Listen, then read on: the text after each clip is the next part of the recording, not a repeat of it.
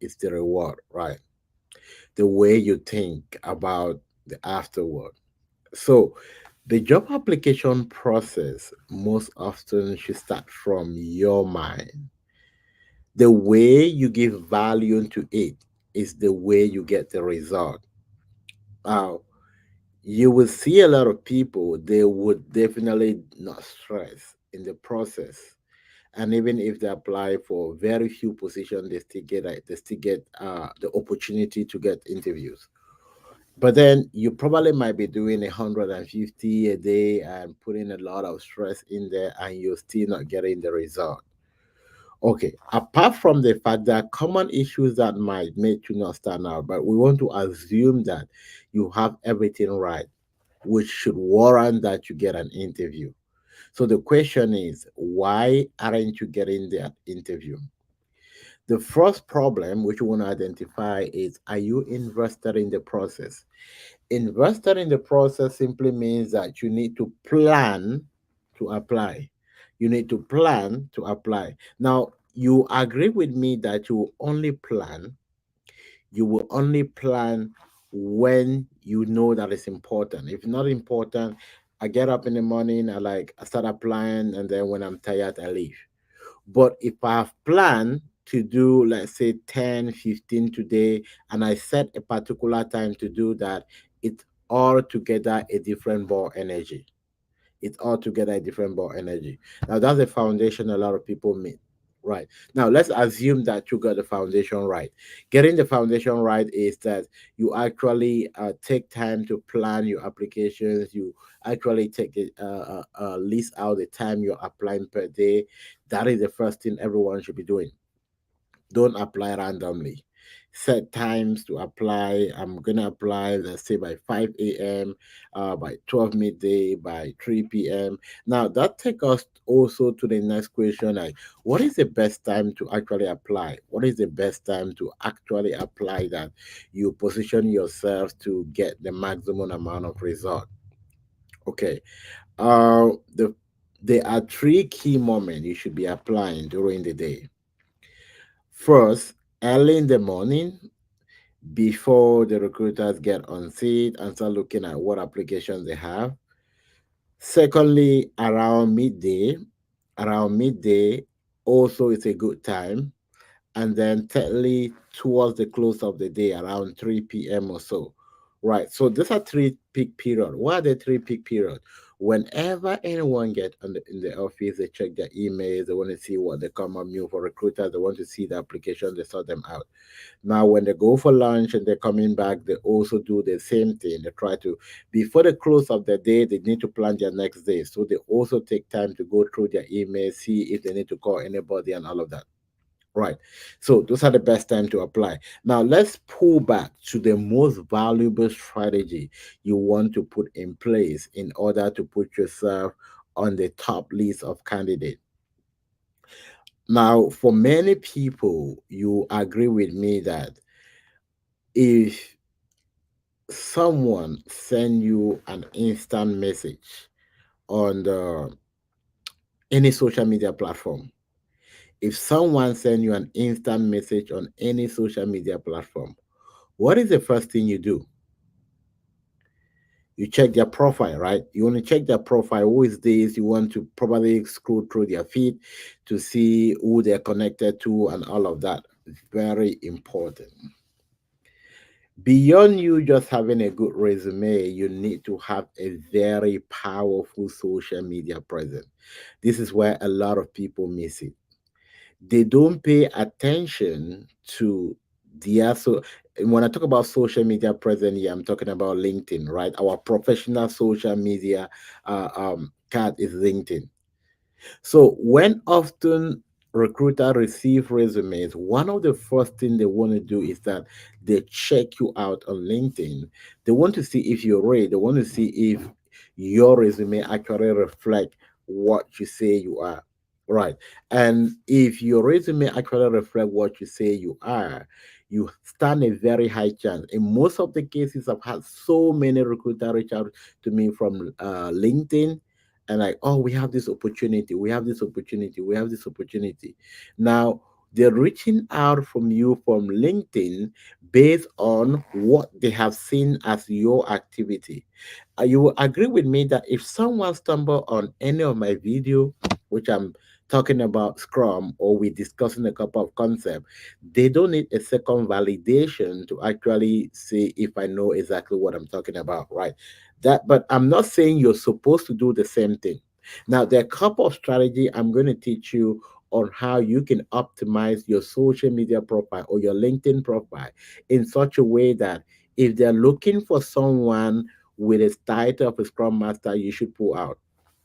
Now, LinkedIn has a way, many social media have a way in which they populate, or they call them the search algorithm, right? So let's say that someone is searching for Scrum Master who are open to job in the Dallas area, and they search, what would make your name pull up on the top is how engaged you are, how engaged you are in LinkedIn as a whole. So, based on how you interact with other people in the community, based on you also sharing some of the points or sharing information that's useful to your network, you realize that you'll be categorized among the top 5 people. Majority of people on LinkedIn don't post content. So if you want to up your publication strategy, back it up with a very strong formula. That strong formula is creating at least 2 to 3 posts, at least 2 to 3 posts on LinkedIn. Now, it's definitely not difficult to create posts on LinkedIn, right? If you're someone who it's very who pay attention to knowledge, what you will see or what you will realize, if you pay attention to knowledge, what you realize that there are a lot of people that write outstanding posts on Scrum, on strategy, and all of that. You can go and pick out just a paragraph from what they've written, edit it in your own word and post it. That's not plagiarism, that's not copywriting, right? Now we start talking about copywriting when you take 300 above 300 word from somebody and put it in your content without referencing them.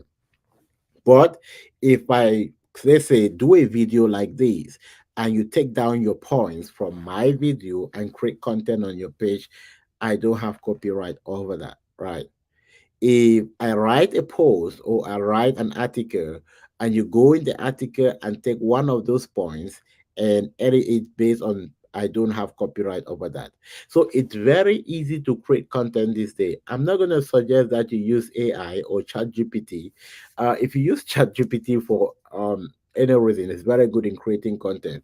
What you want to do is that put in your personal ID, right? Personal ID simply means that personalize the message, right? But from the start, you want to be as natural as much as possible, right? As natural as much as possible. So, ensuring that you stay engaged on LinkedIn. I've, we've had a lot of us students who have had jobs without actually, most of the jobs they have, it's recruiter who reach out to them directly from LinkedIn. And when they reach out to you directly from LinkedIn, the advantage is that they have already done all their pre-validation. And most often you don't have to go through so many processes again. And you also, there are high chances that you will land the interview. Why? Because they are reaching out specifically for you. But then when you get on the random pool, what's a random pool? Random pool is when there's an application pool up and everybody applied and the recruiters start calling and talking to people and then they want to see who's the best candidate. Now, this is the reason why you getting a call from a recruiter is not a guarantee that you will get an interview. Why is it not a guarantee? It's not a guarantee because they are talking to a whole lot of people. They're looking for who is the best fit. Right. Yesterday we spoke about interviewing. Now there's a language for interviewing, which you also need to learn. The language on how to talk to people, the language on how to present yourself. That's also another component, right? So you realize that when we come on board, we are actually treating one component or another component. Right, you need to put all of this in place in order to get a full package of what make you really, really stand out. Okay, so here we're doing more of what we call pre-education. Okay, Great. So I've spoken about LinkedIn. Now, for you to be able to make your LinkedIn kind of stand out, you need to make sure the first most important thing is that pay attention to your profile picture. Pay attention to your profile picture.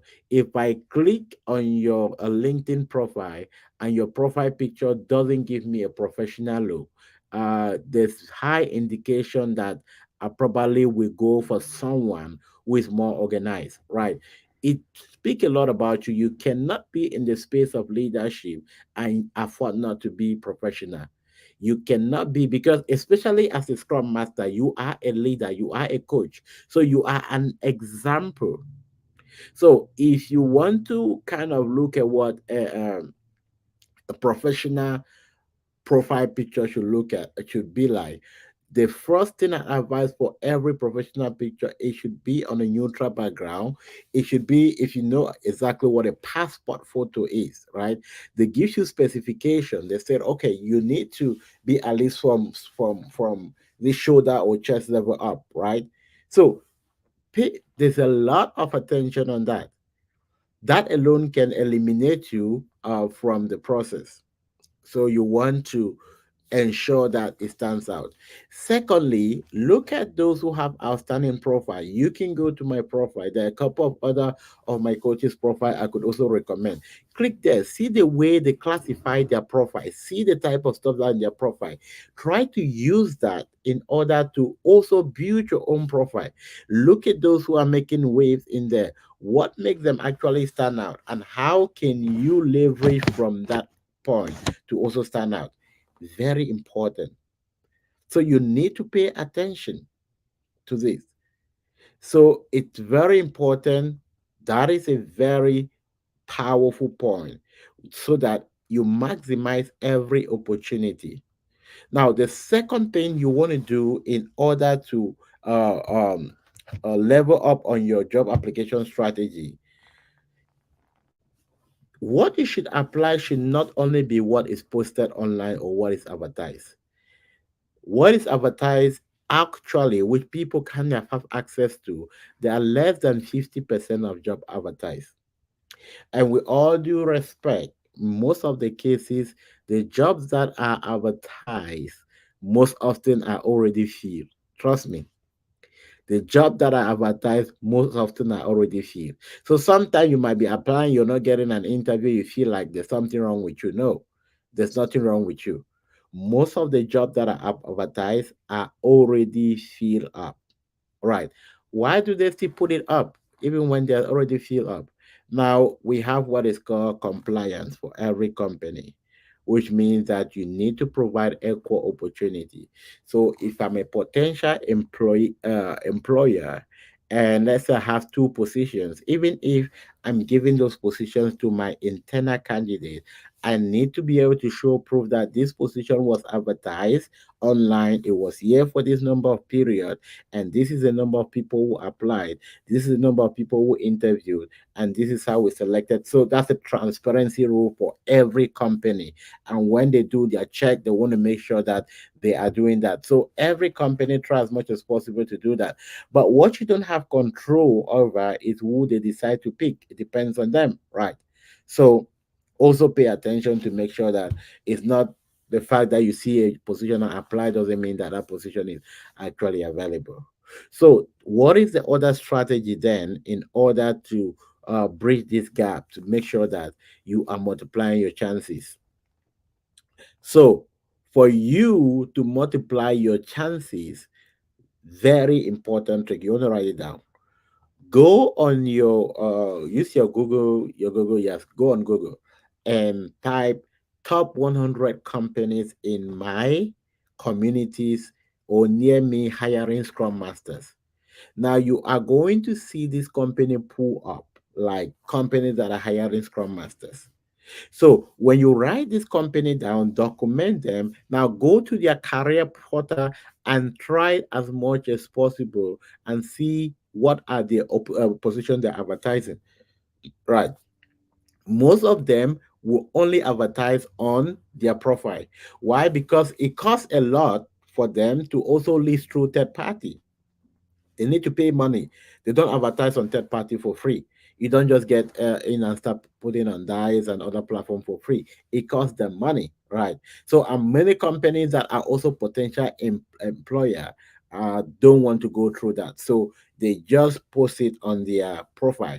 Now, what they also do is that they can have recruiter who represent their company, and this recruiter now can now put it online.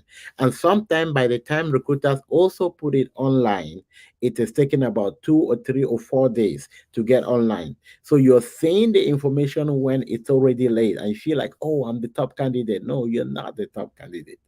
Right. So, secondly, I said, ensure that you go to Google, type the top 100 company in my location hiring Scrum Master, write them out, take some time and go to their profile and see if they have position advertised, apply directly. Now, when you apply directly to on company side, you hardly, most often it might take them about a week, 2 weeks, 3 weeks, a month or so to get back to you. Right. And before you do this, before you ever start putting 2 minute direct application on the company website, make sure your resume is sound and correct. A lot of mistake we do is that we have anything like a resume, right? Because not all of us are expert in writing resumes, and sometimes we hire expert who are definitely not expert, right? Most resume writers, how do you choose a resume writer? Make sure that resume writer it it's actually uh, a professional in that area. Most resume writers are business people, which means that they try to go copy information here and there. And how do you realize that? You realize that you have a resume, but you cannot defend up to 4 or 5 lines that are on your resume, right? And many of us have such resume. You're not doing yourself good. Okay. Now, secondly, what you also want to do um, is that there are also, I think LinkedIn have a profile that can validate your resume also. But to write a resume is not difficult, right? It's definitely not difficult. And sometimes we try to complicate ourselves in the whole profile. If you want to write a very good resume, this is a secret. So I'm giving you all my free secret today. So that you need to use them and make sure you're making it. Now, this is a secret to write an outstanding resume. Look for 10 profiles that are outstanding. Go on your LinkedIn, search for Scrum Masters. When you search for Scrum Masters, try to pull out about 10 of the profile you see them very appealing. Look at what they put as description under their profile and other stuff. Make your case from there. Right. Make your case from there. As simple as that. So if you can do that, fine. So then I wanted to give a point. I think I forgot about that. Okay, so I spoke about putting out 100 as company in your area, going through them one after another, and then applying from there. All right. Now I also spoke about apply intermittently. Don't only apply in the morning, then you wait the next morning. No, every other 3 hours there are opportunities that have been open. So you want to apply in the morning, apply by midday, apply at least 3 times a day, right? And when you're applying, I just said plan, win it in your mind, win it in your mind. But above all, uh, my two top recommended site where you should really pay close attention to. LinkedIn, it's one. LinkedIn because of the value and because of the repetition it has. So many people come there to look for to look for legit, right? Because they can easily validate. Now, secondly, Dice. Dice is also very popular, and Dice is also like one of the top IT companies. So if you put your attention on these two, and then the third one, you use the strategy where I said, look for the top 100 companies, you should get. to the point. If you get to the point. Now, there's also another one thing that stop a lot of people from getting a job. They have duplicated profile on LinkedIn. Now, when you apply for a job on LinkedIn, your resumes are saved under your profile. Your resume are saved under your profile.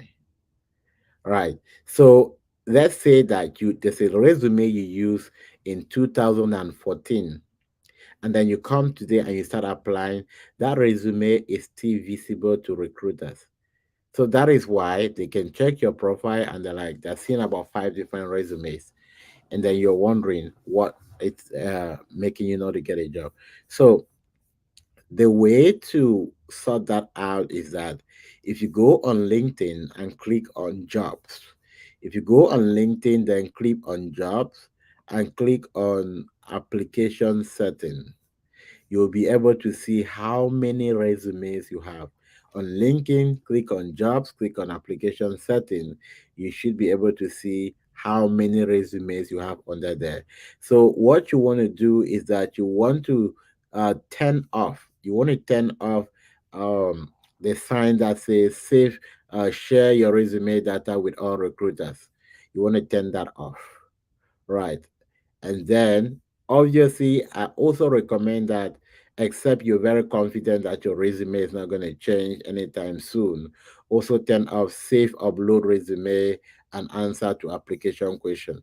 So you turn off all of that. When you turn off all of that, what happens is that every time you want to do a new application, you will definitely need to input the data or manually, which is good for you, right?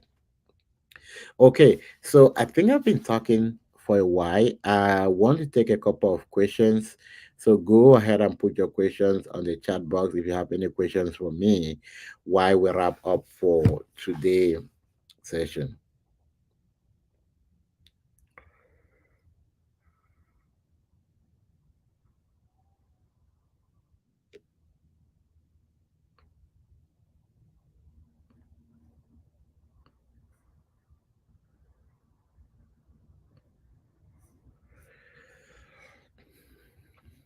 All right. So,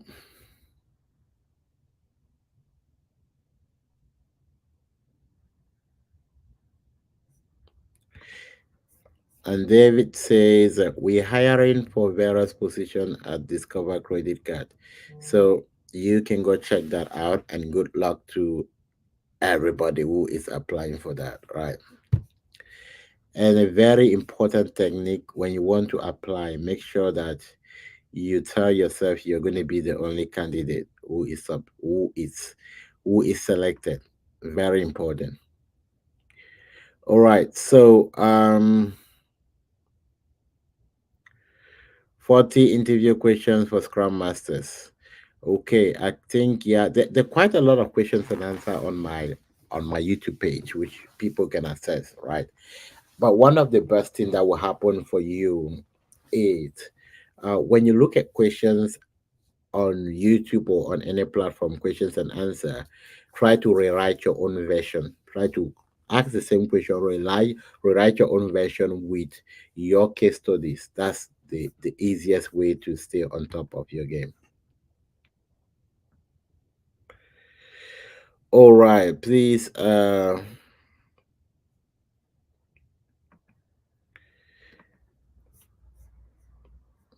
How important is the cover letter when applying for a Scrum Master job? 50%. Right. Or if you have an outstanding resume, yes, adding a cover letter there. For cover letter simply it's answering the statement, why should I be selected for this position? Often I see people writing a one full page cover letter. Nobody has the time to read that, right? So your cover letter should be paragraph. Cover letter should be like, hello, I came across this position and I think I'm a best fit because I have XYZ experience. I'm looking forward to talk to you in order to get to learn more about your company and what you do. So cover letters should not be something really, really fancy, which is why If you have an outstanding resume, they will definitely still select you, even if you don't have a cover letter. But I encourage do have a cover letter. Can one get an entry Scrum Master job? Yes, you can get it. 1% chance that you will get it. Why did I say 1% chance that you will get it? 1% chance because as a Scrum Master, we are working on the I would say $1 million project. You're working with people that are any mistake that they make cost the company a lot of money. So they don't want to take chances of trying to get someone who is doing try and error. No. I've seen people, they give them opportunities 6 months, 1 year, and they were in positions where they could extend their contract, but they end up not extending their contract because they're not demonstrating that expertise. And this is where I always emphasize that it's important for you to get yourself in a community of practice. Many people try to figure out what they would do whenever they get a job. You're doing yourself a very big disfavor. Scrum is not a fee you go in and joke. You need to understand what you need to do from the product roadmap right down to stories how to evaluate your team, not by reading but in practice, right? This is the reason we created community of practices to help people align themselves and to get ready. And I always tell people that this is not going to last forever. If you were in a scrum market 4 years back, you realize that it was way too easy to have a job. Now, you definitely need to know the in and out in order to get the job. Right? There's more demand. When there is more demand, what happened? You build value that help you go towards that demand. So the couple of communities out there that will help you. I know many of you looking at the budget. Oh, you know what? I don't have the money to. Okay, that's fine. But also be ready that when you get in the space, you probably might get out in less than no time. And by that point, you understand that it's not just about you getting in there. Even for most of my students who have jobs, they stay there, engaged, learning every day. That's the relentless improvement and a growth mindset are two important points in the Scrum feed that you cannot do without them. You need to be a lifetime learner in order to stay on top of your game.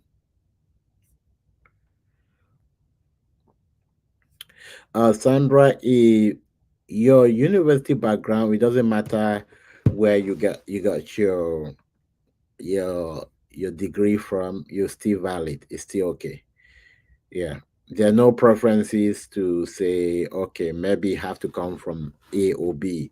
Right. Now, where you might really have a problem is you don't really have a competitive resume. Then they'll start thinking of where you went to school and all of that. But when you build up yourself and you're outstanding, nobody cares about where you went to school. Trust me. Nobody cares about where you went to, which university attended. They're looking more on the competence. Is it advisable to hibernate your LinkedIn profile when trying to get a Scrum job? Probably because you have another profession, do not want to close the profile in case Scrum doesn't work. Yeah, the first thing is about, yeah, this is my first advice. When you are in for something and then you said and you have a plan B, the plan B will work. Plan B are easier to get than plan A. If you make up your mind to go Scrum, it should be I get it or I get it. But okay, let me just keep this in case this doesn't work. I'll bounce back there. Trust me, you'll bounce back. It's about fully invested. And you're fully invested is not because you want to, it's about putting in place strategy that help you to get there. Right. So I would say that the first thing to address is make up your mind. This is what I want. Find out what you need to get there. The problem with so many people in the space of Scrum is that they are putting themselves in a time box. Okay, I have 3 months to get this, I have 2 months to get this, but they are not evaluating the gap they need to fill, right? They're looking at time, but they're not investing what they're not investing. Um, they're not investing. I'm looking for the right word. What it takes for them to close that gap within that time. So, yep.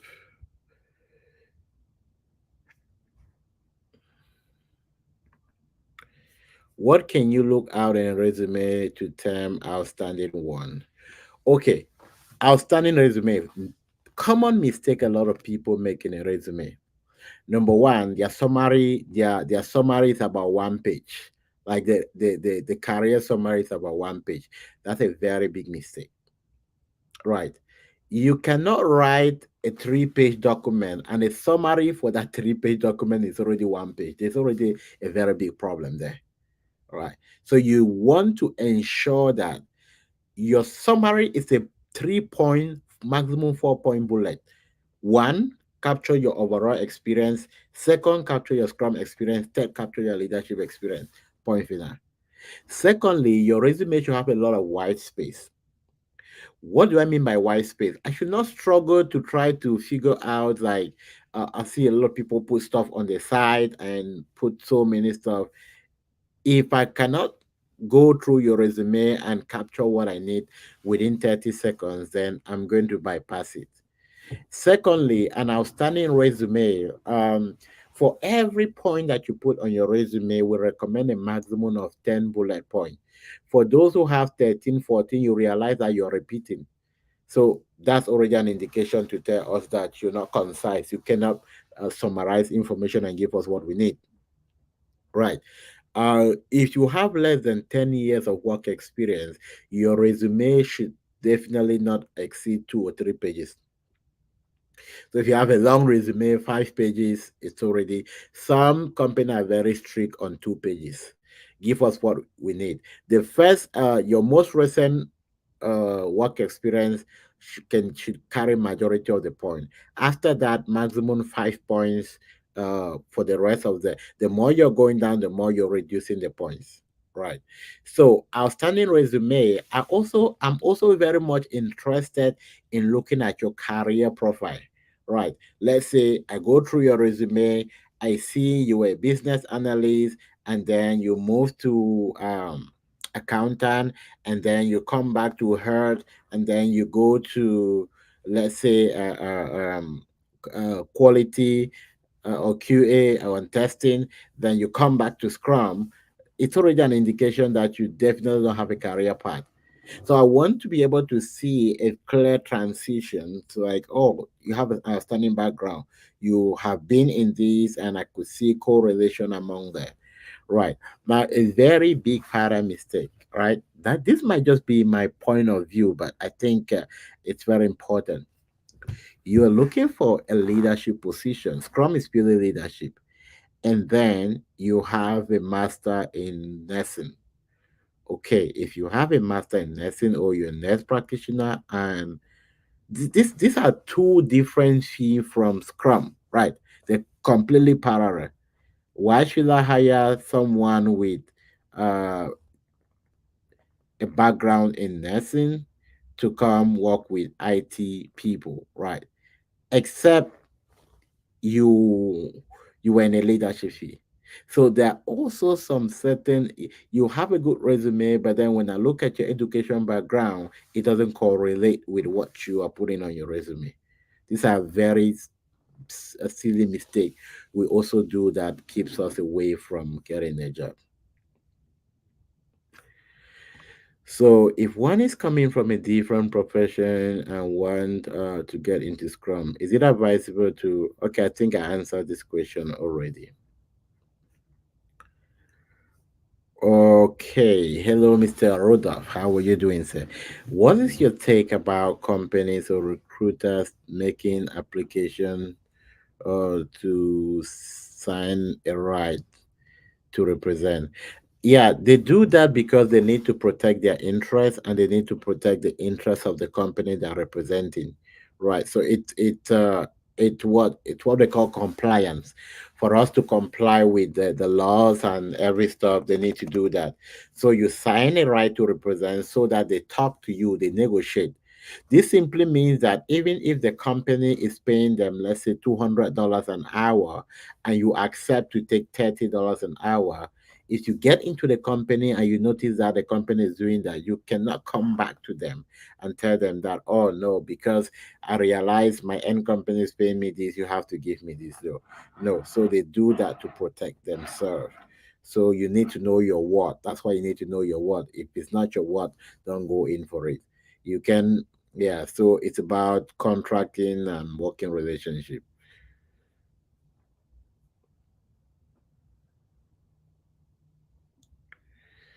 So, um,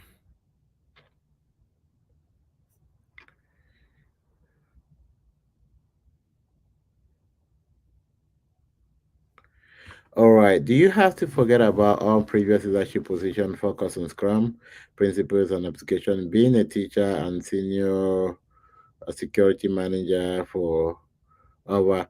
Okay.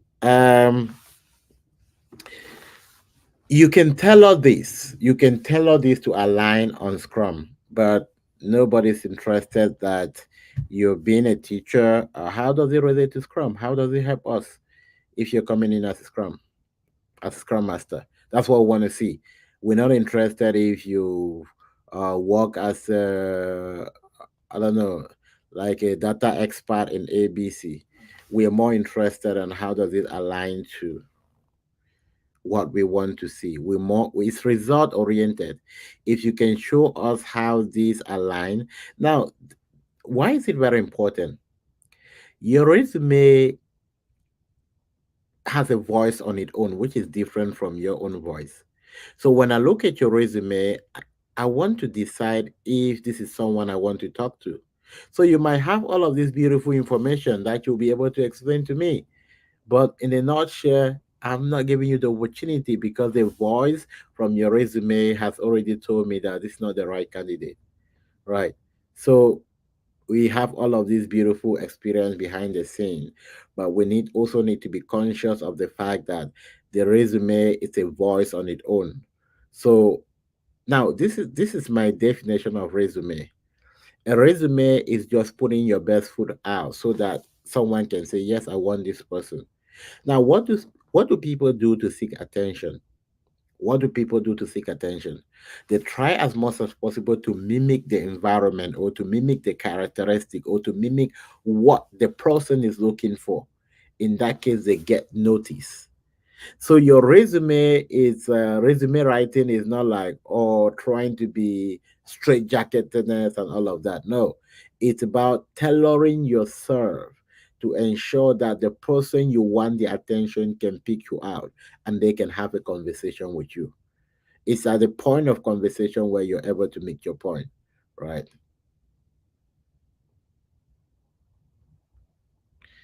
Oh, can you please talk about how to check your how many application or to check if you have duplicated resumes on LinkedIn? Yes, this is very simple. Go to your LinkedIn profile. Number one, when you go there, look at the tab that says jobs. Click on jobs. When you click on jobs, then on the menu of job, click on application setting. Right. So go on LinkedIn, click on jobs. On jobs, you see application setting. When you click on application setting, you obviously see how many resumes you have there. And you want to make sure you're turning all of those, the 3 for 10 that are off. First of all, delete out all of the resumes you don't want to feature there, then you turn it off. Right. So that's how you're able to clean it up. All right. So tomorrow we're going to be having a webinar with Dr. Simo, and we're going to be talking about the role of a business analyst in Scrum. And we're also going to be going. That's going to be 10 a.m. Central Time, and we have a lot of giveaway tomorrow. There's an ebook that shows how to target your first 90 days in as a scrum master, as a business analyst, as a PO in the agile space. So Dr. Simo prepared that. I'm going to be guest speaker in that webinar. I'll share a post immediately after this to get those. It's not going to be live on LinkedIn. It's going to be a private webinar, so you need to register to have access because there's too many giveaway that are going on. There's an ebook that's going on. There's a checklist on how to prepare for your journey as a scrum master and all of that. So I'll do my best to drop that post after this. So if you check just about 30 minutes when I'm done with this video, you should be able to register for that webinar tomorrow. All right. So Minerva, I hope I did answer your question. So, through that, say, what's your take on companies setting up for interview session for a role? Do you advise we ask the first point of contact how many rounds? Yeah, that's very that's the question. Why do they need four interviews to validate if someone is a good candidate? Or so it's anyway. Any company, any house have their own rules and regulation. You can really not interview that, right? Uh, Then, do you think sending a thank you note after the interview is important? When do you think it's necessary to send a follow up email? Yes, send a thank you note. It's very important. Even when they tell you that, oh, we did not pick you up, don't be upset with them. Send a thank you note. Follow up is important. That's why you ask at the end of the interview, when do you think we're going to make a decision? Right? You should follow up based on what they give you. So the webinar is completely free. You don't pay to register. Let me see if I can share the link for you to register right now. Let me see if I have a link. If I have the link accessible, I will share the link on this live so that you can register. But I'll also share a post so that you can register. You can register for that webinar. It's free of charge for Okay, so I shared that for my people watching from YouTube, for those watching on LinkedIn. I'm also going to drop that link right now. You can register for that webinar tomorrow. It's not going to be on LinkedIn or so, it's going to be on Zoom. It will be on Zoom. So feel free, register. It's going to be a very powerful conversation from the point of business analyst, from the point of Scrum Master. We're going to cover almost everything on Agile. All right, I think we have almost all the questions answered for today, and thank you very much for following today. I think this is very important. If you don't apply rightly, you will not get the right output. And as a tradition, every time I do a LinkedIn live, I'm giving out five positions to for free coaching, 30 minutes. So in case you have sent in your notification and you have not had an opportunity to get on the road, still send it up, right? You might get picked up as one of the five people who want to receive the free coaching for interview. So go ahead and send me a send me a direct LinkedIn message, or you send me a text. You send me a text. Direct text messages is very important. WhatsApp, you can also use WhatsApp. That's fine. All right, send me a text that I'm interested in a free career coaching. It doesn't have to be about Scrum. Free career coaching, 30 minutes. But for those who are also in Scrum and you're finding it difficult, just send me that text like, okay, I need 30 minutes. That 30 minutes is for you, it's not for me. You ask me any question and any direction. The goal is to help you understand what you're doing right or what you're doing wrong, and what you need to do. Okay, everybody, have a great Wednesday. And tomorrow we're going to have the webinar. And that's Thursday. Tomorrow, Thursday, also, check on YouTube. I'm going to be dropping a video tomorrow at 8 a.m. And tomorrow it's going to, what's the video about? I think I've forgotten the title, but we'll have a video for tomorrow. Mondays and Thursdays are officially the days I drop my videos on the YouTube. So you want to check them out.